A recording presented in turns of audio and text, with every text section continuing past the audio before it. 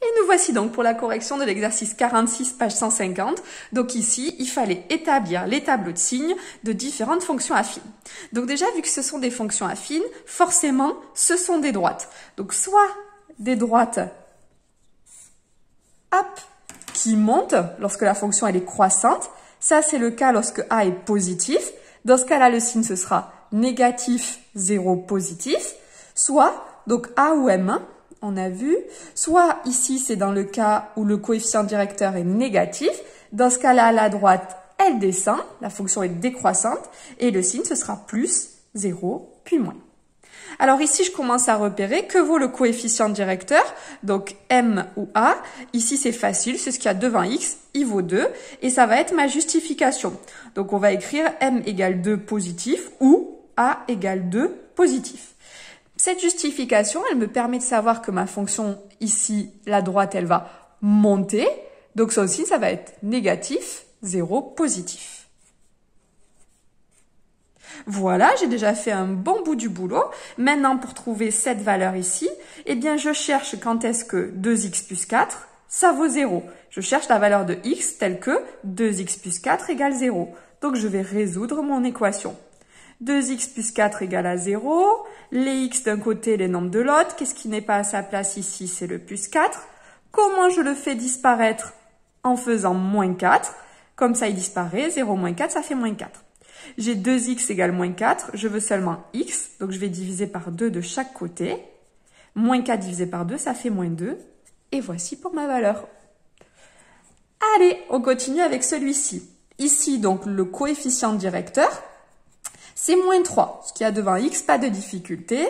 Donc, vu que c'est moins 3, je vais avoir une droite qui descend. Donc, si elle descend, au départ, elle va être positive, 0, puis négatif. Voilà, je choisis ce signe-là parce que le coefficient directeur est négatif. Ensuite, je dois chercher quand est-ce que ça fait 0, quand est-ce que moins 3x plus 9 égale 0. Eh bien, je dois résoudre l'équation. Moins 3x plus 9 égale 0. Ça veut donc dire que je dois faire comme opération, qu'est-ce qui n'est pas à sa place, le plus 9, donc moins 9.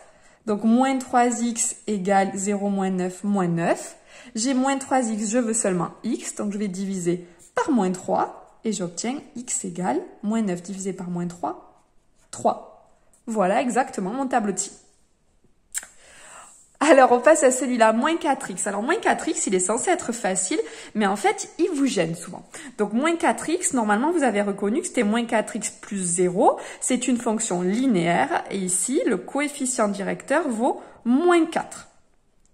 Donc, vu que le coefficient directeur vaut moins 4, eh bien, tout simplement, ça veut dire que la droite va être comme ceci. Hop, je vais donc être positif, 0, négatif. Positif, 0, négatif. Et la justification est ici. Et puis, je vais chercher quand est-ce que moins 4x égale 0. Et là, vous êtes souvent embêté par cette opération. Mais ici, les x sont déjà ici et les nombres sont déjà ici. Entre le moins 4 et le x, l'opération, c'est un fois.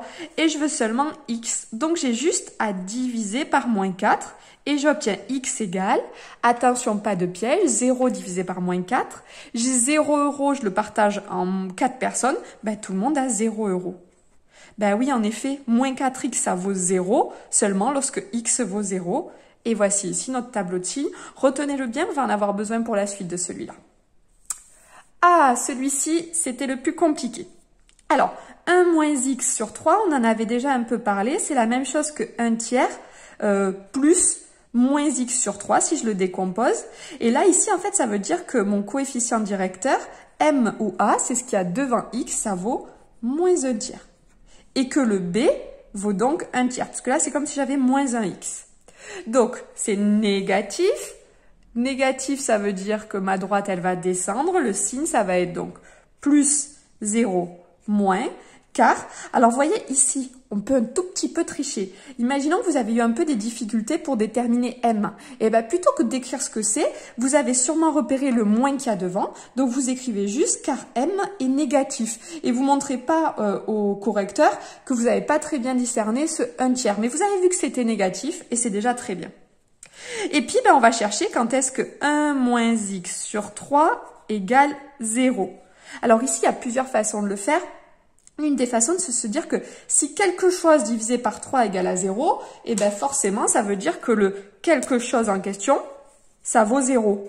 1 moins x égale 0, ben ça, c'est lorsque moins x égale moins 1. Donc, lorsque x égale 1. Donc, a priori, c'est quand lorsque x vaut 1. Et puis, si j'utilise ce que je faisais jusqu'à présent, je peux aussi me dire que ce qui me gêne, c'est le diviser par 3. Et que, bah, d'accord, je vais multiplier par 3 de chaque côté. On obtient donc 1 moins x, parce qu'ici, divisé par 3 fois 3, ça revient à rien faire. On l'avait vu dans le chapitre vecteur. Et 0 fois 3, ça fait 0. Hop, voici ici 3 morceaux. Ici, qu'est-ce qui n'est pas à sa place? C'est le 1. Je vais donc appliquer comme opération moins 1. Il me reste donc moins x ici égale moins 1. Moins x, c'est comme si j'avais moins 1 fois x. Donc, je vais diviser de chaque côté par moins 1. Et j'obtiens x égale 1, le résultat que j'avais obtenu ici. Voilà, hop, je vous le centre pour tout voir. Voilà la correction donc de cet exercice 46 qui est plutôt très complet. Donc ça, j'aimerais bien que vous le revoyiez avant la visio qu'on va faire ensemble mardi ou mercredi si je ne me trompe pas en fonction des classes. Et puis ensuite, vous pourrez continuer avec des tableaux de signes un peu plus sophistiqués pour cette fin de semaine. Voilà, on se retrouve très vite.